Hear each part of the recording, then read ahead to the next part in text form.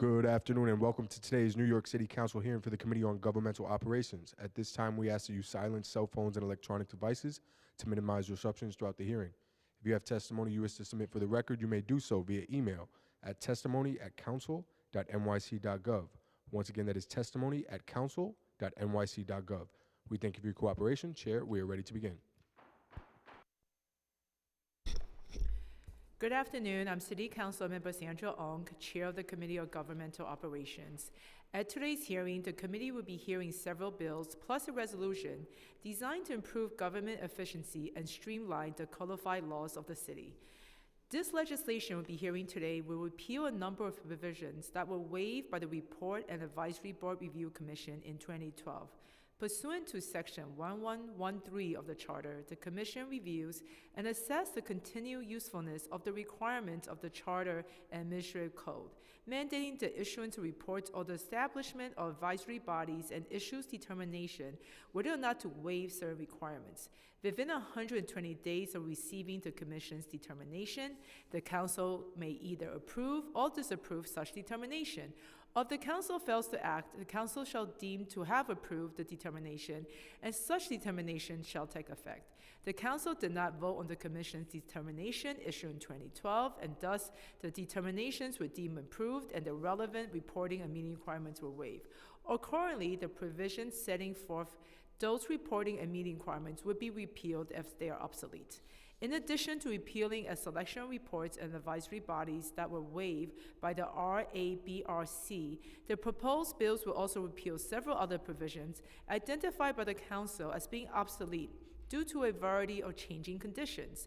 These include a pre-considered introduction by Council Member Farias, which will repeal the provisions of the Charter Administrative Code establishing certain advisory bodies, task forces, or commission. A pre-considered introduction by Councilmember Williams, which will repeal 24 provisions of the Charter Administrative Code requiring certain reports and studies. Such provisions would be repealed for at least one of the following reasons: the due date for the submission of the report or study has passed and no further reporting has been required. The report is duplicative of other mandated reporting, and the report is no longer necessary in light of reporting circumstances. All the provisions was waived by the Report and Advisory Board Review Commission. A pre-considered introduction by Councilmember Brewer, which will repeal certain outdated, unnecessary, temporary pilot programs, unconstitutional provisions, and other outdated provisions. And finally, a resolution that I'm proud to sponsor that will approve the waiver of 8 reporting requirements that the Report Advisory Board Review Commission, in accordance with the Charter requirements, voted to approve at the meeting on January 11, 2023. Each of these requirements is described in detail in the Commission's determination, which was in part of the committee report for review by the committee members and the public. And with that, I'd like to thank the member of the public, and I'd like to thank Malcolm Butorn and Erica Combs, the central staff, for their work in putting this hearing together, as well as Sheen Wu, my budget director, who's here today. I would also like to welcome and now I would like to turn it over to Moderator Malcolm Butorn to swear in the witnesses. We will hear from Dan Steinberg from the Mayor's Office of Operations. Do you swear to tell the whole truth and nothing but the truth before this committee and to answer council member questions honestly? Yes. You may begin when ready. Thank you. Good afternoon, Chair Ung. My name is Dan Steinberg. I serve as Director of the Mayor's Office of Operations and Chair of the Report and Advisory Board Review Commission, which I'll refer to as RABRIC for short. Joining me today is Kevin Shearhart, Senior Strategy and Engagement Advisor at the Mayor's Office of Operations, who supported this work over the past year and will oversee RABRIC efforts moving forward. RABRIC, which was created in 2010 following a referendum on a Charter Review Commission proposal, is a vital activity at the Mayor's Office of Operations. The commission, chaired by the Director of the Mayor's Office of Operations, is comprised of representatives from the City Council, Law Department, Department of Information and Technology and Telecommunications, now known as the Office of Technology and Innovation, and the Office of Management and Budget. RABRIC's mission is to review and assess the continued usefulness of reporting requirements and advisory boards established by the City Charter, Administrative Code, and unsolicited provisions of local law. RABRIC's focus is on identifying and eliminating outdated, duplicative, and unnecessary reporting and advisory board requirements with the goal of enhancing government efficiency and productivity. In weighing whether to grant a report waiver, RABRIC considers 4 primary criteria that are outlined in the charter, which are utility, redundancy, relevance, and overall benefit.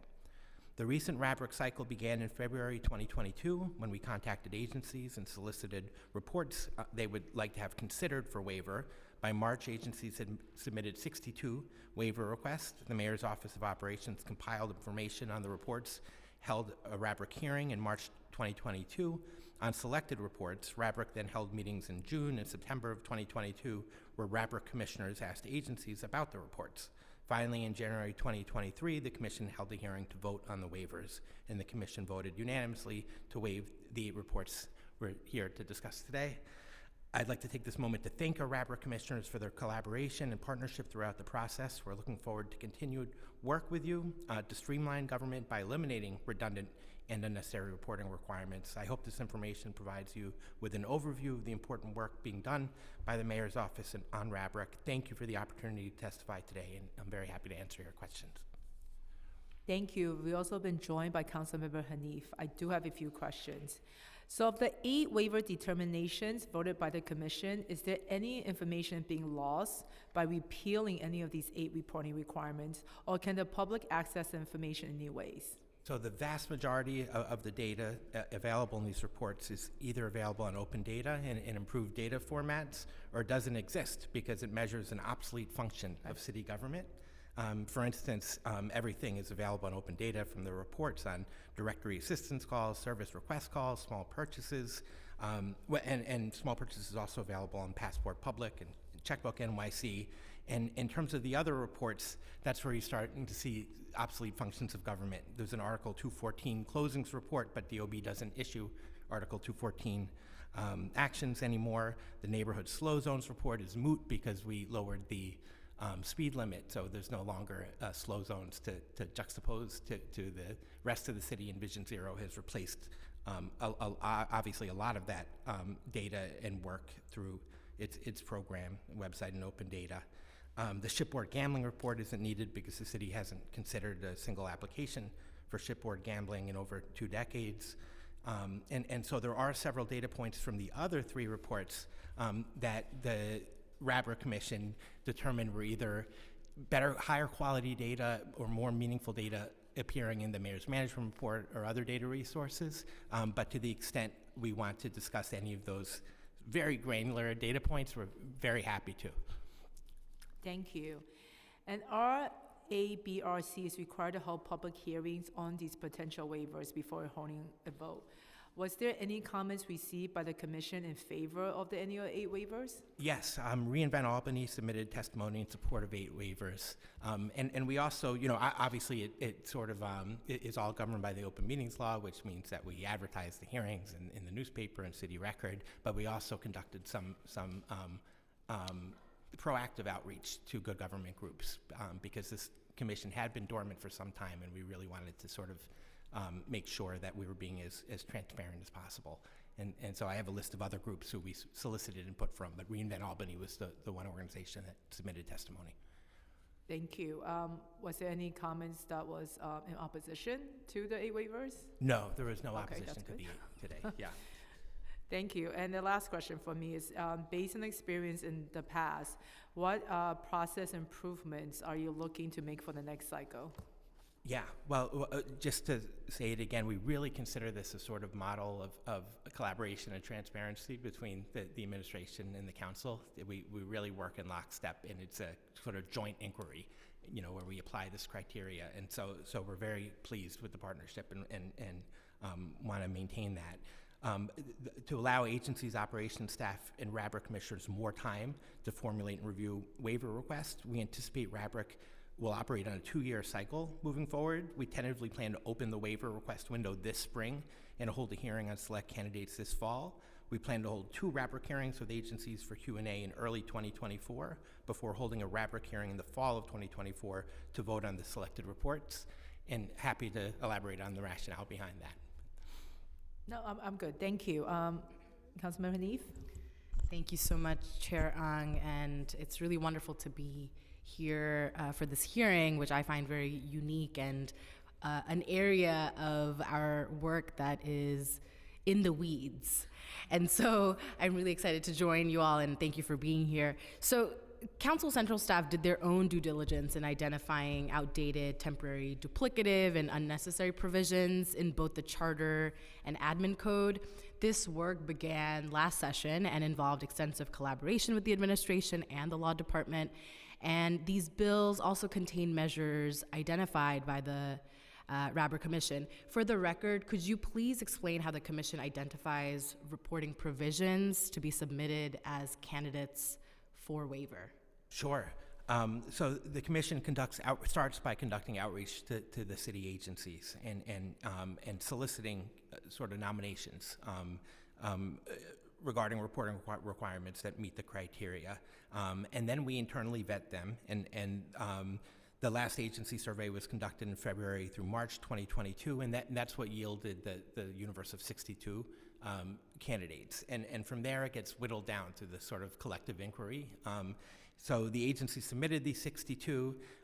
We review each and consider the criteria, utility, redundancy, relevance, and benefit. We then share the 62 reports with the Rabber commissioners, which includes the council representatives, along with our recommendation. But that's really the kickoff for the work, because from there, the commissioners often have lots of questions for the agencies, which are required. It really takes due diligence to make sure we're not eliminating reporting that isn't otherwise available, and really assessing the merits, against this criteria. You really have to understand, you have to get in the weeds. It's the only way. Absolutely. Yeah, so we then we provide this information to the commissioners. We go back and forth with the agencies with the follow-up questions. So it's really kind of an exhaustive collaborative process, and we work toward consensus as a commission, because there's no point in retiring reports when the council has every right and ability to restore them afterwards. So the whole sort of point of the commission work is to build consensus,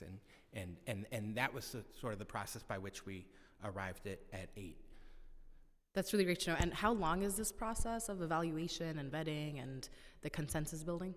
About a year it took, and one of the reasons we want to do it every 2 years is because otherwise we end up looking at the same reports potentially every year. So every 2 years is when this... It's been actually the RABRIC went dormant for almost a decade, and Okay. the Office of Operations and the current administration sort of restored it. Great. So we did it, when we restored it, we did it 2 consecutive years annually, and now that we've sort of gone through this long list, because of the sort of negligence of the previous administration not to keep this going, we feel like we sort of exhausted the top current pool of candidates, and moving to a 2-year cycle is more rational, because otherwise we'll just be considering the same reports every year. So every 2-year cycles? Yes. Got it. Going forward. And then could you share how many commissioners there are? Sure. The commissioners include me as the chair, the council, the law department,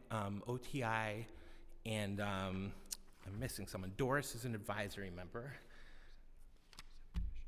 Yeah, so 7 total commissioners. Yeah. Got it. And then through this process of vetting and evaluations, is there like an equity component? How do you address the equity piece for some of the reporting that I know exists to center a more equitable reporting of issues around the city? That's a really great question. Equity is a very important criteria or lens by which we sort of approach all of our work at operations. I think in this case, obviously having a public comment process is one way. So we did, proactively reach out to good government groups, and one of which at least submitted testimony. So we felt like, I think from an equity perspective, it's important to publicize this work and make sure that there's general awareness of it. I think that we're sort of very focused on the disaggregation of data as an office in terms of, really measuring disparities across populations and really trying to understand how every issue has kind of distributional implications. And so I think with this work, equity isn't one of the 4 formal criteria, but I think as part of the general assessment and as we sort of debate the merits of any of any report, that equity is clearly one of the benefits, like that should be considered, and if we're eliminating something that undermines the city's ability to deliver an equitable policy agenda, then it's something that would be flagged along the process. That's really excellent to hear. And my final question is, could you share how the entire Radber Commission's process can actually enhance compliance work with respect to getting agencies to comply with reporting laws that currently exist? Yeah, I think actually just by having a formal process by which all of the reports are documented, Endorse the Department of Records was our partner in making sure that we had a full documentation of all the mandated reports, which do get lost between the cracks over the years. I think we're bringing a lot of attention to mandated reporting, and have discovered some reports that along the way that were valuable and needed to be sort of publicized more in order to be meaningful. And so I think generally it just creates a lot of work and attention around reporting, which is a good thing. That's really great. Well, thank you so much, Commissioner, and I am really grateful to the Commission's work. Thank you. Thank you.